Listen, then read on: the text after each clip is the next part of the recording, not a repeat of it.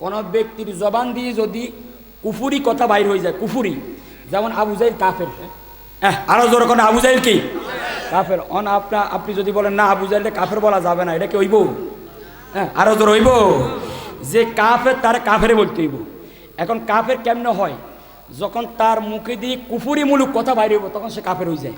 তো কোনো ব্যক্তির জবান দিয়ে যদি প্রকাশ্যে কুফুরি এমন কথা বের হয়েছে যেটার কারণে সে কাফের হয়ে গেছে, ওই কাফেরের পিছনে নামাজ পড়া, কাফেরের সাথে আত্মীয়তা করা, কাফেরের সাথে সম্পর্ক রাখা সব কিছু হারাম, হারাম হারাম করা যাবে না।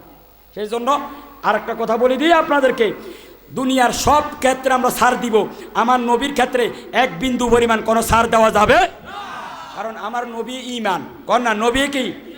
আরো জোরে নবী কি? তাহলে নবীর ক্ষেত্রে কি ছাড় দেওয়া যাবে? আরো জোরে যাবে? রসুলের ক্ষেত্রে ছাড় দেওয়া যাবে না। আল্লাহ কবুল আর মঞ্জুর করে শোনা আমিন। আমার বাবা জনাব মোহাম্মদ নুরুল হক সওদাগর সাহেব আল্লাহ রসুলের মহব্বত নিয়ে অনেক মাহফিল করে। তো আপনারা জানেন আপনাদের এই অত্র অঞ্চলে, এই চকুরিয়া, মহেশখালী, কক্সবাজার অঞ্চলে একজন বড় আলেম ছিলেন, জগৎ বিখ্যাত আলেম ছিলেন, আল্লামা জাফর আহমদ বদরী রহমতুল্লাহ আলাইহি। একদিক দিয়ে যেমন আশেকে রসুল ছিলেন, আরেক দিক দিয়ে এলিমের জাহাজ ছিল। এ আশেকে রসুল, এলিমের জাহাজ আল্লামা জাফর আহমদ বদরী রহমতুল্লাহ আলাইহির স্মরণে আমার বাবা জনাব নুরুল হক সওদাগর সাহেব, ওনার বাড়িতে নূর হোসেন সাহেব আমার বাবা আগামী 21শে জানুয়ারি মঙ্গলবার হুজুরের স্মরণে উনি একটি মাহফিলের আয়োজন করেছেন। আল্লামা মুফতি আব্দুল আজিজ রজভী, আলামিন বারিয়া কামিল মাদ্রাসার অধ্যক্ষ আল্লামা মেজবাউল উদ্দিন বদরী, আল্লামা হেলাল উদ্দিন নোমানি, জগৎ বিখ্যাত বড় বড় আলেমরা আসবেন, ওখানে আলোচনা করবেন। আপনারা সেখানে যাবেন, ওয়াজ শুনবেন।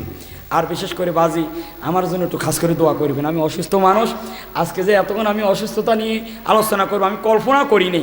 আমার মনে হয় আপনাদের দোয়া আছে, এটাই। তো যাক আলহামদুলিল্লাহ, আমি আজকে কিন্তু বেশি ওয়াজ করতে পারি নাই, যতটুকু করলাম। আমার আজকের আলোচ্য বিষয় ছিল ইন্না আউয়ালা বাইতিন উদিয়া লিন্নাস, এই বাইতুল্লাহ আল্লাহ কীভাবে তৈরি করলেন এবং বাইতুল্লাহর কাজ করার কারণে তারা কি বিনিময় পাইলেন, এবং নবীজি মসজিদে মদিনাতে এসে মসজিদ তৈরি করলেন এতিমের জায়গার মধ্যে। তো এই বিষয়গুলো নিয়ে আলোচনা করলাম। আপনারা 5 ওয়াক্ত নামাজ পড়বেন। মসজিদ আপনাদের সম্পদ, আল্লাহর ঘর। মসজিদের খোরাক হলো মুসল্লি, কর নাকি? নামাজ পড়বেন, ইবাদত করবেন, মিলেমিশে থাকবেন, হুব্বে রাসূল অন্তরের মধ্যে ধারণ করবেন, একে অপরে মিলেমিশে থাকবেন, শ্রদ্ধাশীল হবেন। আমি এই আলোচনা করে, এই কথা বলে আমি যতটুকু আলোচনা করলাম, আজকে বেশি আলোচনা আমি করি নাই, অন্যদিকে চলে গেছি, যতটুকু করলাম ততটুকুর উপর আমল করবেন, এই বলে আমি বিদায় নিচ্ছি।